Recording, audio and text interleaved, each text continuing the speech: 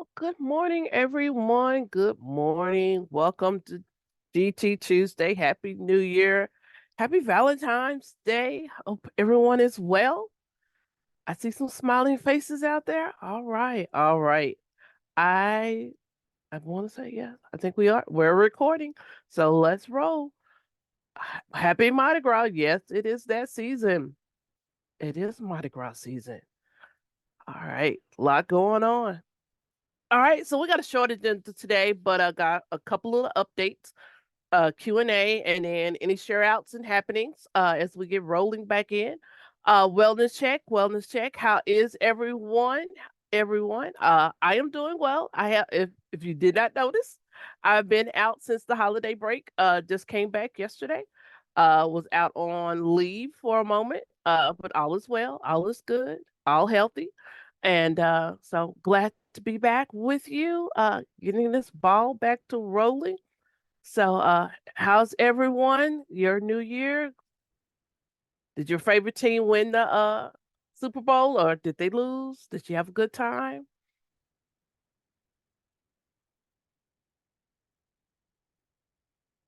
All right. We got people still showing up, but we're good. All right. So, it is well. All right. Thank you. All right. Those coming in. All right, but hopefully we're gonna have a good year this year. 24, it's gonna be a good year for us, and we got a lot of things to get accomplished. All right. So as you know, we like to talk about the state plan and really getting into it and looking at our definition, uh, and really looking at those students who performs that or shows the potential for. So really thinking about how are you doing that? What is happening in your district?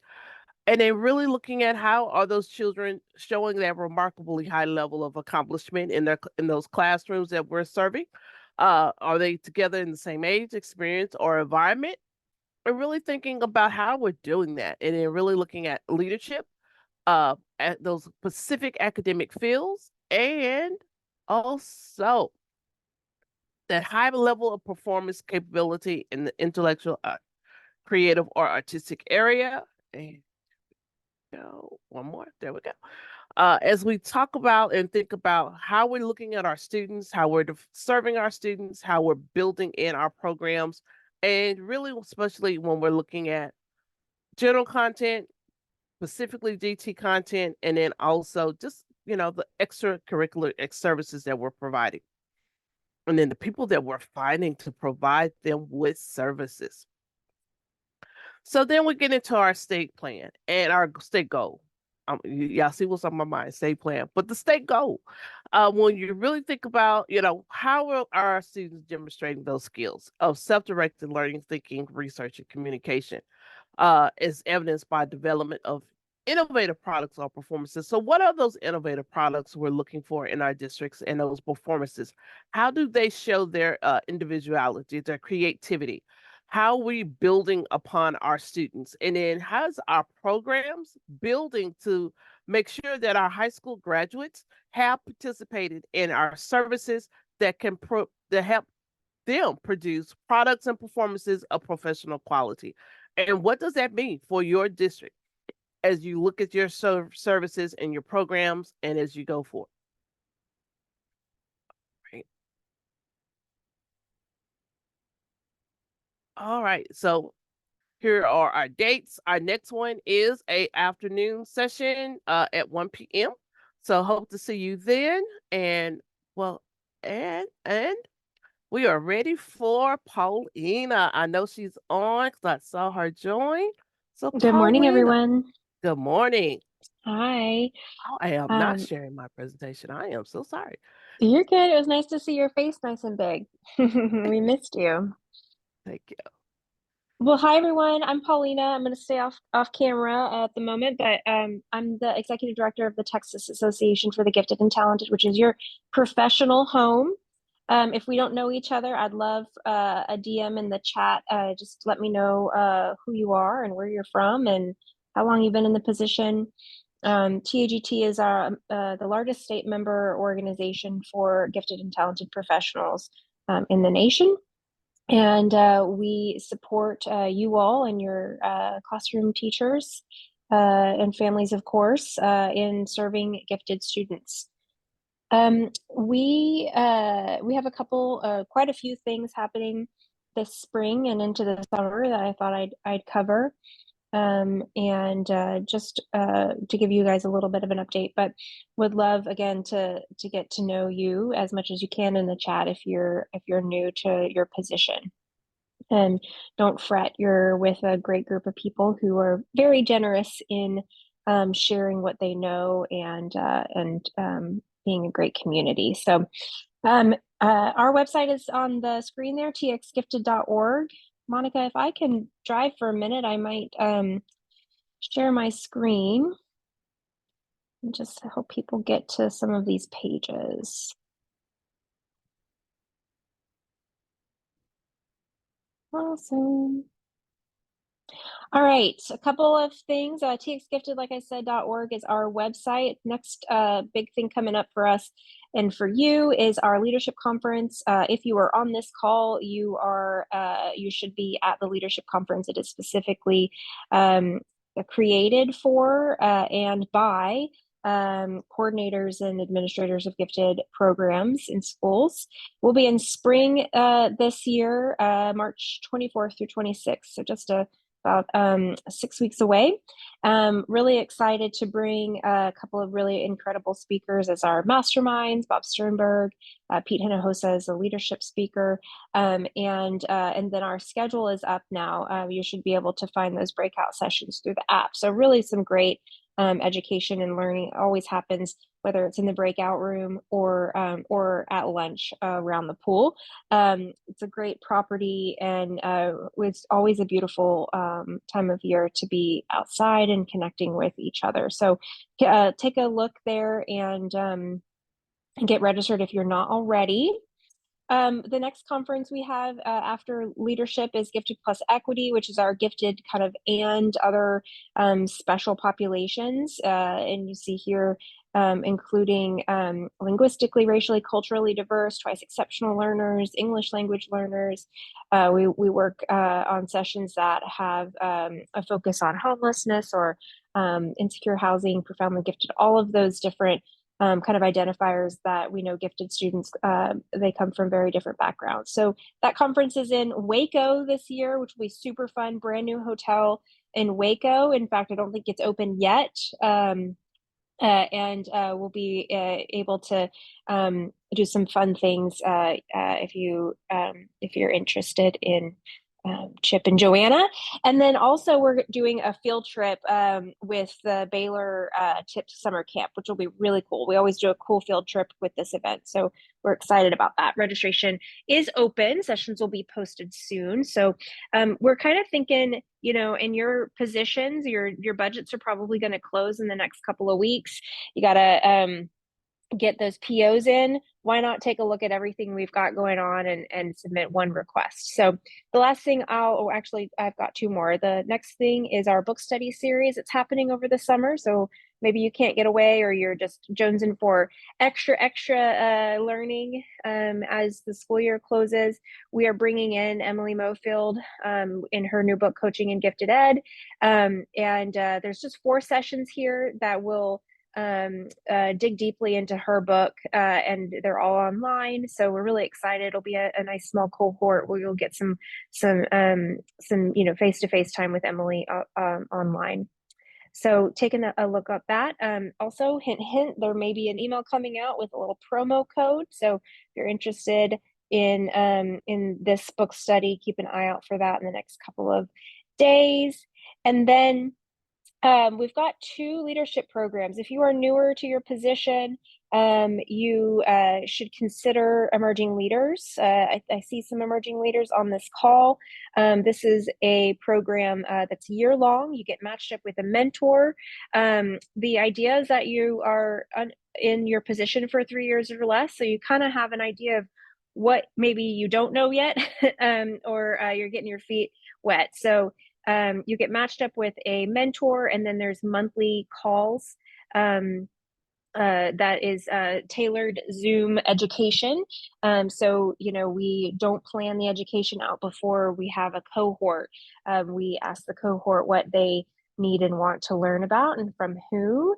And then we bring in those folks. ELP registration or the fee for ELP also includes all three conferences, Gift Ed, which is in the fall, Leadership and Gifted Plus are the two that I just talked about. So applications are open actually for that now, and they close April 19th here. So you've got some time, but we do ask that you get a letter of support from your supervisors so that you can attend those events and you can participate in those calls and have some space to be able to do some of that deep learning. And then a new program that we launched this summer and are also opening registration for or applications for in the coming week is the Forum for Advanced Leadership. And this is kind of grew from the Emerging Leaders alumni who said, I want to stay in the program. Can I do another year? And we said, no, we got to kick you out of the nest. But what's next for you? And that's the Forum for Advanced Leadership, really focused not much on GT at all. It's really focused on how do you make a difference in your district when you maybe don't have a ton of authority, but you have a huge responsibility. How are we leveraging, your role and the student population into the greater district plan? How are we communicating? How are we advocating? All of those things.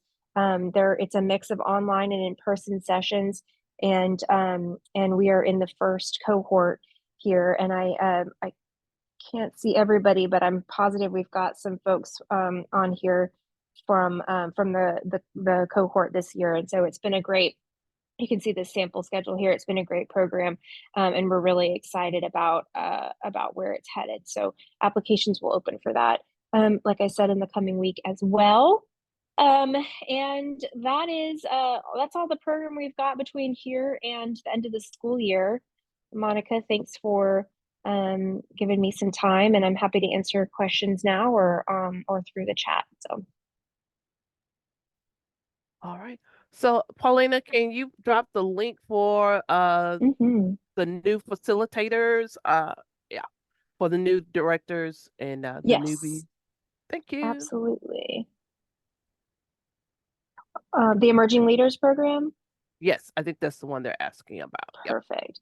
And hey, if you are DMing me with it that you're new to your role, shoot me your email address and then we can chat offline. Okay. Well, thank you, Paulina. I Thank appreciate you. you. All right. So yes, Tagit is a great resource for you and a support. Great lot of learning opportunities are happening there. All right. Just make sure I got everybody in. All right. As we keep moving forward, as you know, we're opening up the state plan. We're about to look at it and touch it. So we're really looking at a 4-year review process. It will not be listed in your document, but that is the goal of, after a couple of sessions, let's look, is there something that needs to be updated or not, and then keep moving forward. But our goal for this one is really do some editorial changes, make some legislative updates and alignment based on that. And then your big concern about professional learning and really looking at that section and touching up some things there.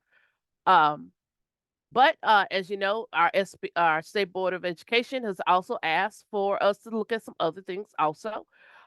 Also thinking about advanced placement and international baccalaureate. How is that, as we know, how we're using that in our GT world compared to how everyone is using it? And then really, is it the best place to provide services for our GT students? And really thinking about that and using the language there.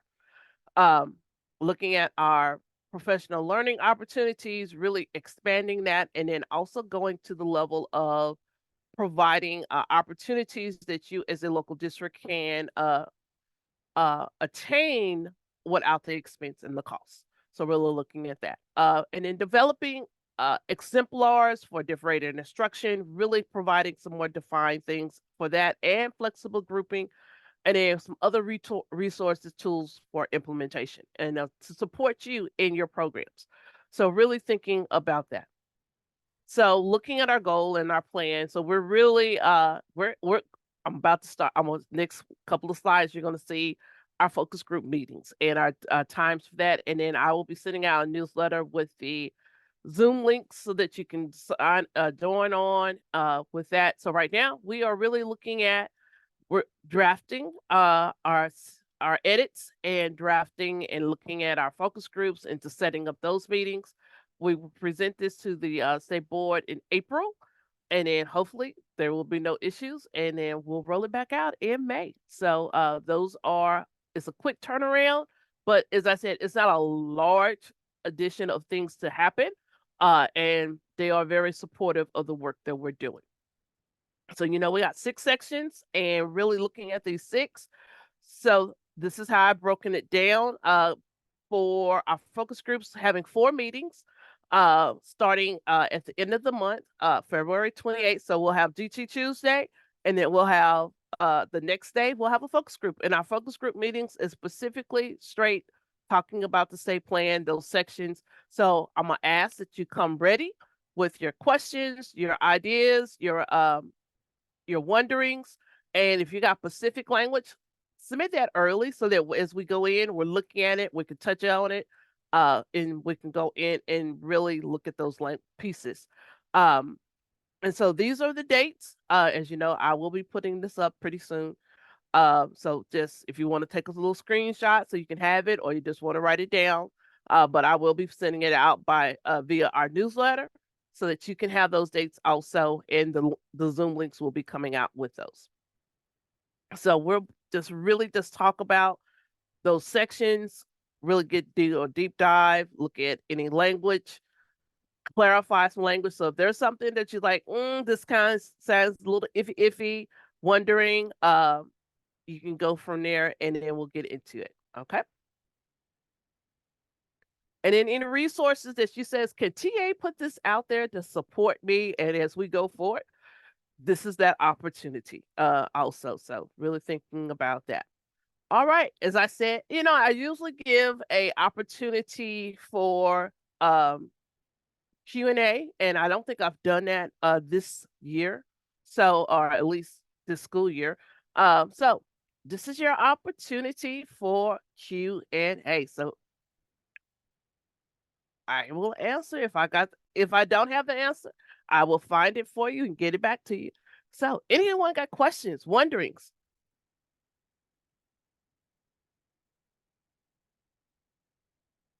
Oh, now it doesn't have to just be me. It might be some of your cohort out there, your coworkers, what's going well in their district, what's not going well in their district, something you want to know a little bit more for it. This is that field, that safe space to ask, to get a little bit more. So any questions, wonderings, thoughts?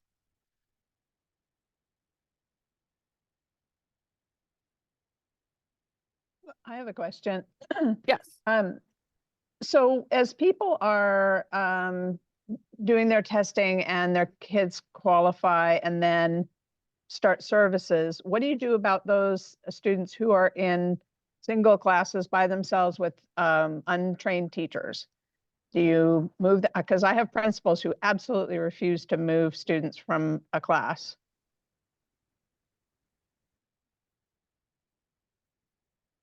We know we always got one. Is the teacher trained?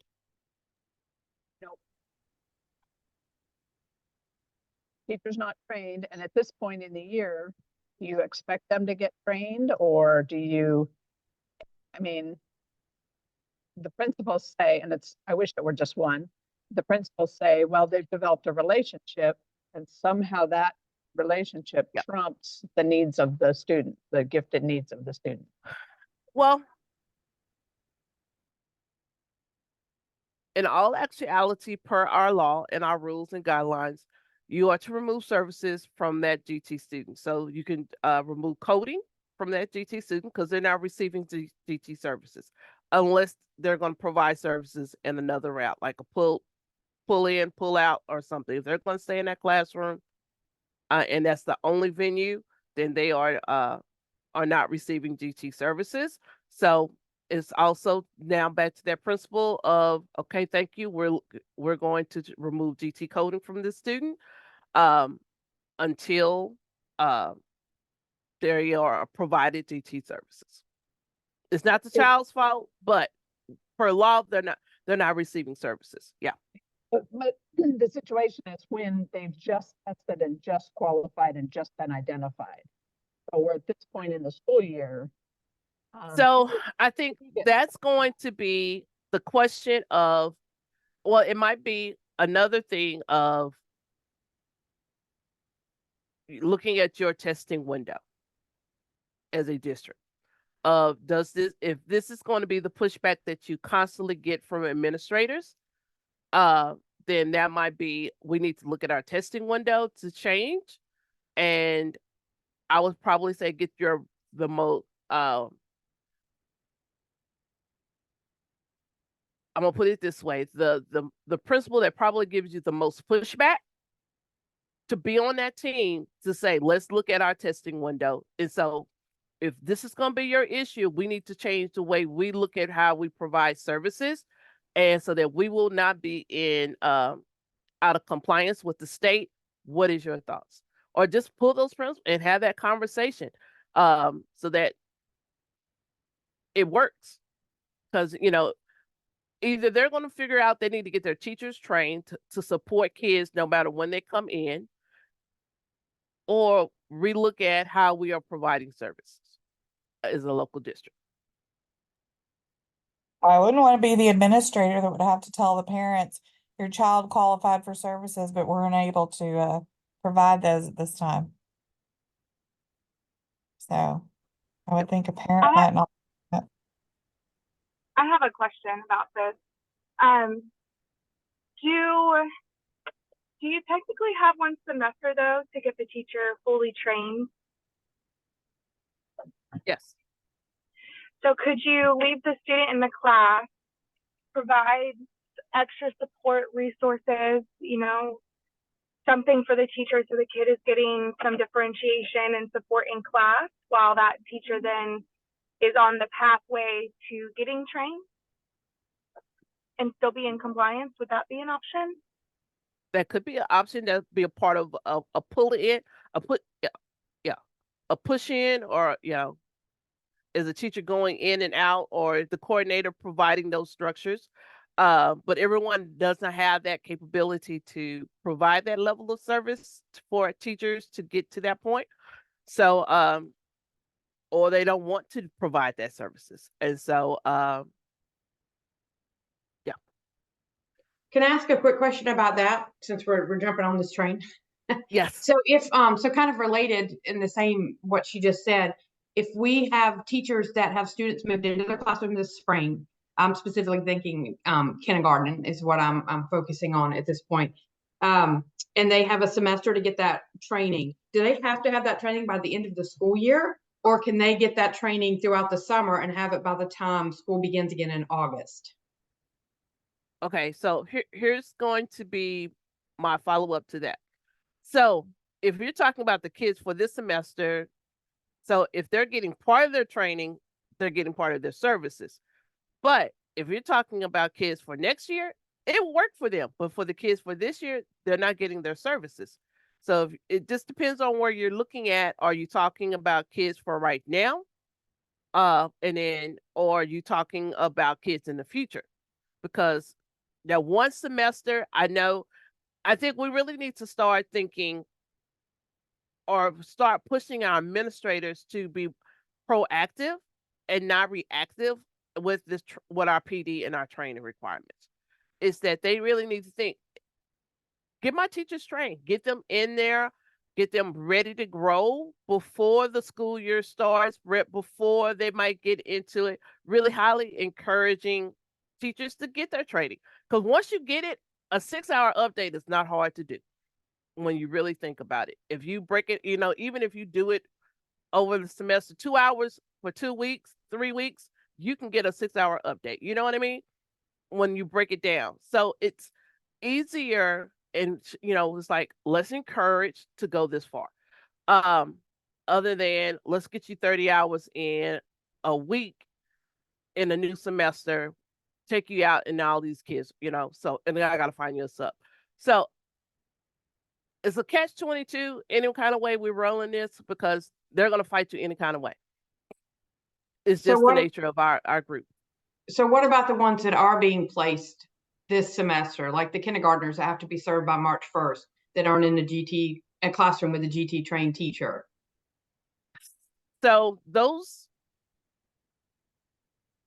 So if you're in your kindergarten placement, so the question is, are those teachers trained? No, Mm-hmm. they should have been trained, knowing that because they should, and I will probably say it this way: if we know that our kindergartners are going to start being served in the spring, then we need to start looking at those kindergarten teachers getting trained in the fall or over, as they go into the spring, so that they're ready for our GT babies coming through or being added into their system. Um, so I And would we're say looking at that. We're yeah. working on that, but we just don't know if the teachers that are getting the training now have to have it by the end of May, or if they can work on it over the summer and have it by the time school starts. The ones who have kindergartners right now that have been placed in the program. It's So a little gray on that. it is very gray, and that's one of those things we'll probably need to address because it does say one semester, and so that would mean school year ends maybe May, June, depending on your school district. So the summer is that iffy space because it doesn't classify. Is it fall semester, spring semester? It's just kind of out there. Um, so I think that goes back to also defining what does your PD calendar look like, and what is a fall PD calendar, what is your spring calendar, and what are those dates? And then if you do something in the summer, does that count for? Because here's the thing: if you're getting your update in April, did that really affect your school year? Did it meet did it meet the guidelines, or is it just are you getting ready for next year? Because some people could say it's meeting the guidelines for next year, it didn't meet the guidelines for this year, but you thinking you're taking it for this year, and so it's really looking at that.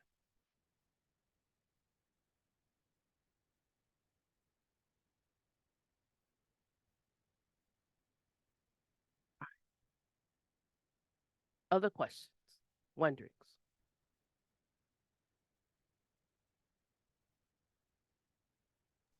I have a comment. Go ahead, So Holly. in Irving, we require all of our kinder teachers to have their 30 hours. They get it in the summer or they can get it that fall semester. But we have a lot of TCS friends who were placed in kindergarten.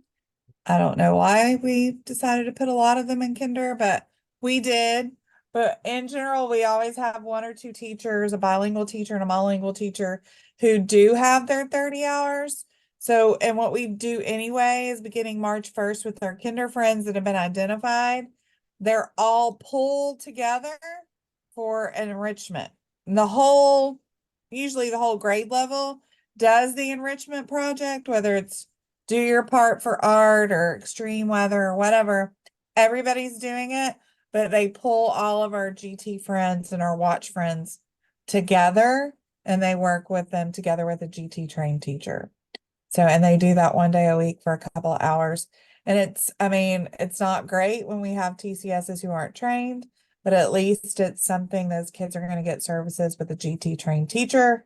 And then that teacher can say, hey, I noticed when I was working with so-and-so that this worked really well for them. And it helps the teacher who's not necessarily trained have some tools in their belt. So. Thank you. Anyone else? Other questions, wonderings? Great conversation, people.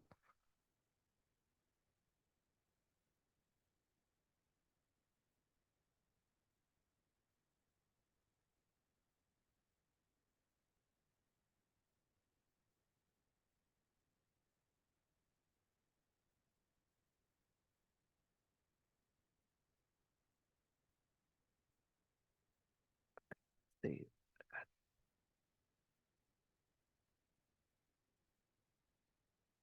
All right, I got one of those. I got GM.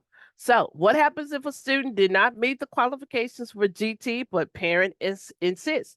Okay, they do not meet qualifications, and that parent can still come back to next. They have that right to appeal. Now, appeal does not live on forever. I know some of them may feel like they're living on forever, and they'll probably reach out to me and say, da, da, da, da, they didn't do this right. Just make sure all your dots are tied, done correctly. Everything is connected. Everything is right. And then have that meeting with their parent. These are the qualifications. Your child did not meet them. Let's let them have this year of growth. We can discuss this next year. It does not, and you can always nominate your child or refer your child for testing later. But that does not change the factor where we are right now. And then I'm gonna go ahead and address that. The repeat offender parents who always their kid doesn't make it, always referring their kid every year, wanting them to be tested. At some point, pull them to the side. Look, we need to have a conversation about testing, and then you might also need to pull their child with them to have the conversation of your child is tired. They do not want to be tested again. Can we take a moment, let them be them as a child, in their program? They're happy, they're doing well, they're receiving this. Let's go, let a moment pause, and we can reconsider later for testing, and really letting them have that, that moment, that gauntlet, just kind of guiding them into the conversation of, let's take a moment, let's pause. And no, there are no test preps. There is no guidance on, there is no after school program that we're going to get you ready for GT. No. Um, you know, there is no, here's a quick fix to go for it. So.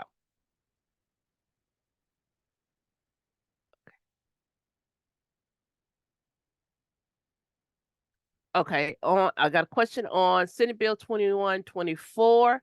I will see what guidance has been put out, and what info is been updated on that, and then I will make sure that is a part of our next conversation. So I do not have any info at the moment. I doubt. And they asked about funding, so I doubt there's any funding on it, but I will ask those questions. I don't think that was a funded mandate that was provided. So it's gonna be an interesting thing. Okay. Any other questions, wonderings?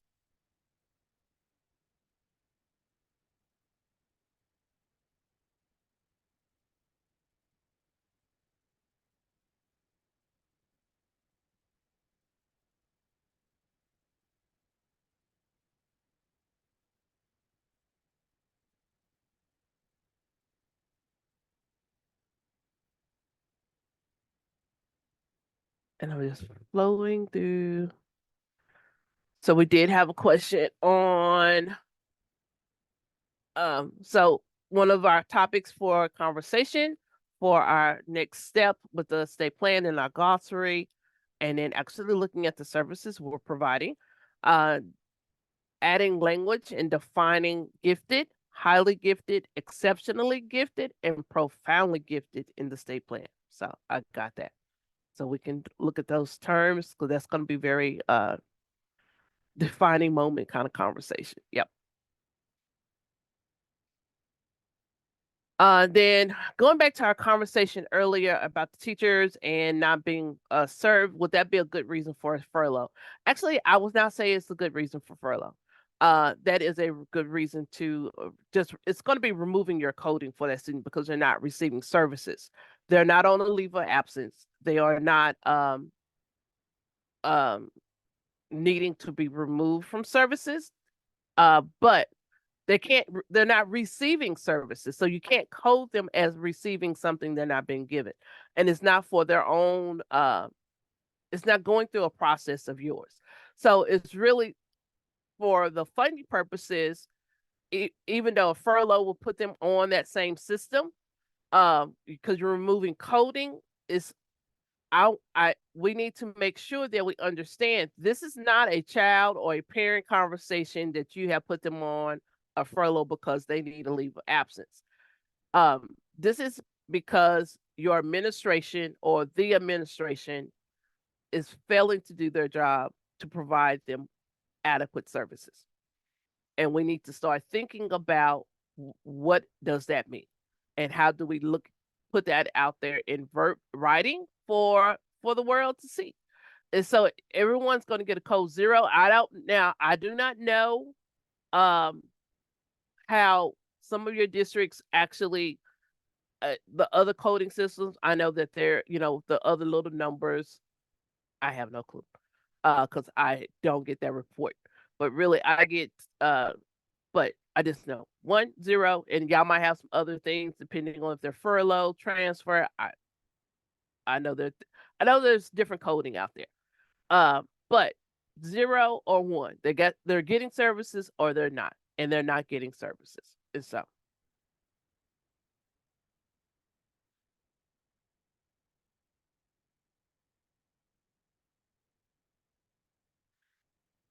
And so going back to Sheila's statement is just that they're getting pulled out. So I think the question is, and it goes back to how is it defined in your program services? Is your district specifically calling out program services as a pullout or program services as a pullout and in the classroom? So part of it, because they are receiving partial services in that pullout program, okay, we're fine. But those teachers, and that goes to another level of having those conversations about teachers and their training and the PD. And going to the fact that, as State Board wants us to go to providing PD available to you without going through your ESC, another vendor, it will be through TA Learn that you can provide yourselves. There will be no excuses as we move out and step into this next direction. So there is no excuses. And then those who provide training in your own district in-house, there is no excuse. So it's like there are options, there are availability. It's really just saying you need to think about how are we going to get it done, and getting your administrators on board to make sure it is happening.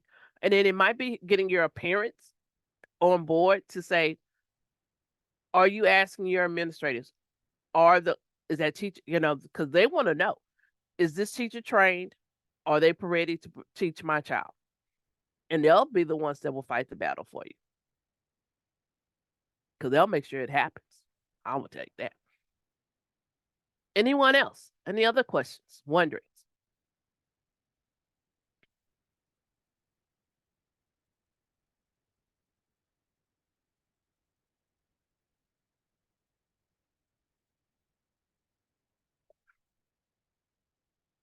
Anybody want to share anything that's happening in your district? Any shout outs, happenings, wonderings? Well, good, good for the all. Invitations to come see.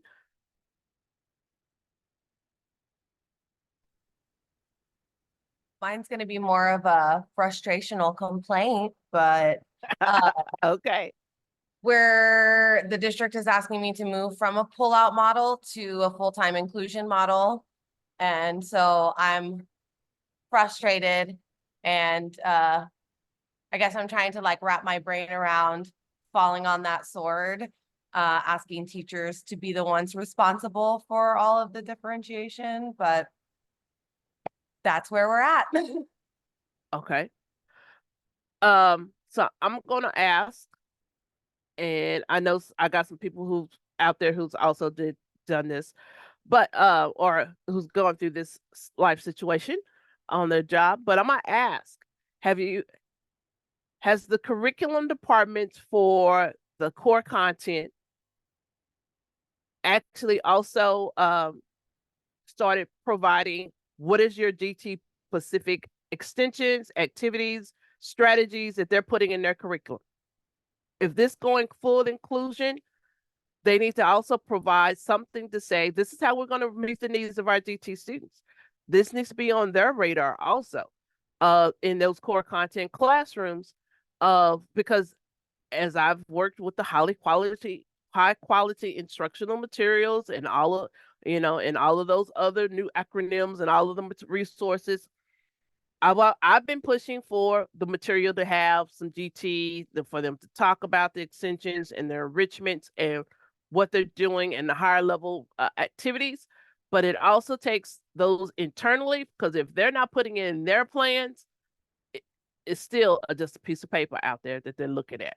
So I would probably also ask, we need to make sure that our core content, our content people are adding in strategies, adding in their own pieces, so that they won't say we're trying to take over, but they got the guidance on what does that look like in our classrooms. All right, Sure. Thank you. You're welcome. I'm gonna call out Blake. Blake, what did you just drop in the chat? I hope it's not a bomb. It's something we did in New Braunfels ISD for campuses that failed to have teachers fulfill the requirement or reschedule. It was basically a declining of services form. The parents had to go through and check off which services were not going to be fulfilled for the rest of the year because the parent made the decision they didn't want to put the kid in another class, or just to highlight their understanding that the teacher wasn't trained. And campuses ended up being kind of embarrassed by it. They didn't want to have to send that letter out. So that was kind of an incentive to go ahead and reschedule the student, or at least have those conversations with the parent and highlight some of the services that they should be having, but maybe we're missing out on. Okay. It's kind of a Thank last you. resort. Yeah. Last resort. Okay. All right. Informative piece. All right. Thanks.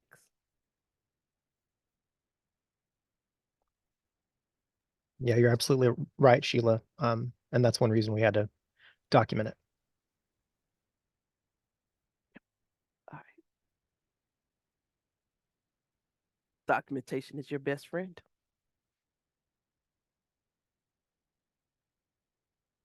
All right.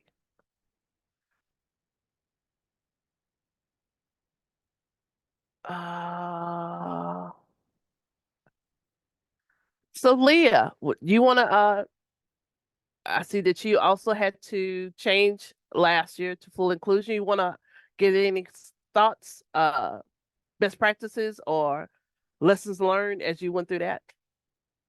Oh, no. It's still a process. We're in the process of tweaking it.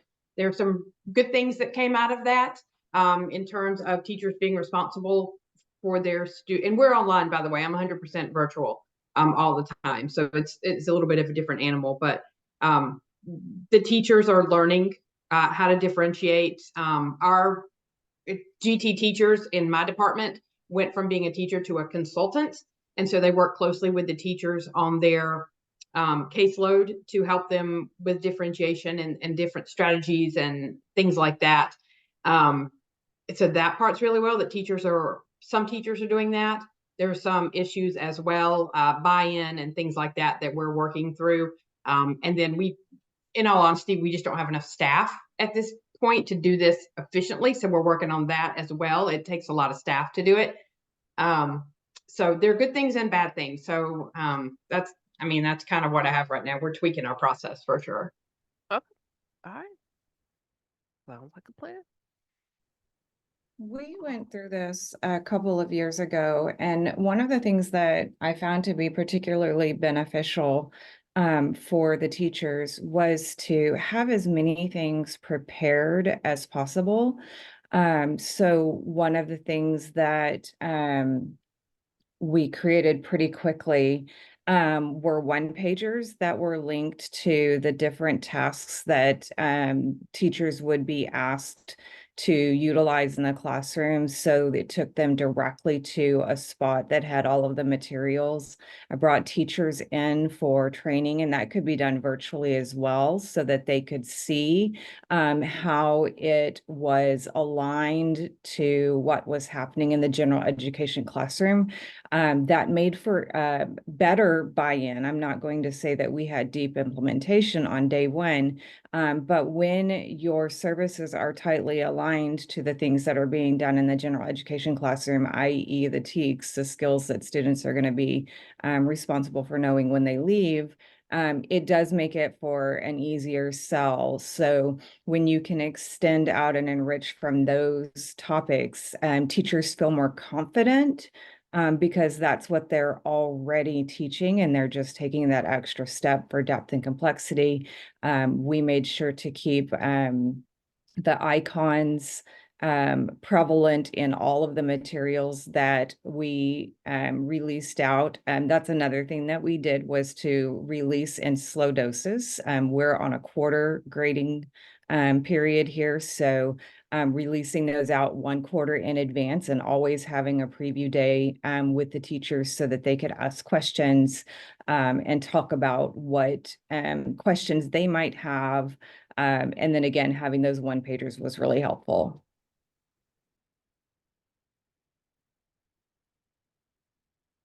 All right, thank you.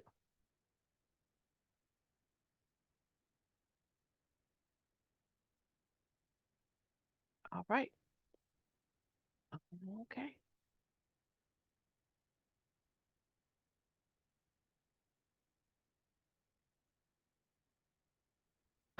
So, I've tried a shared folder within SharePoint. I've tried, because everyone has a little bit different program of services. I'm gonna try again.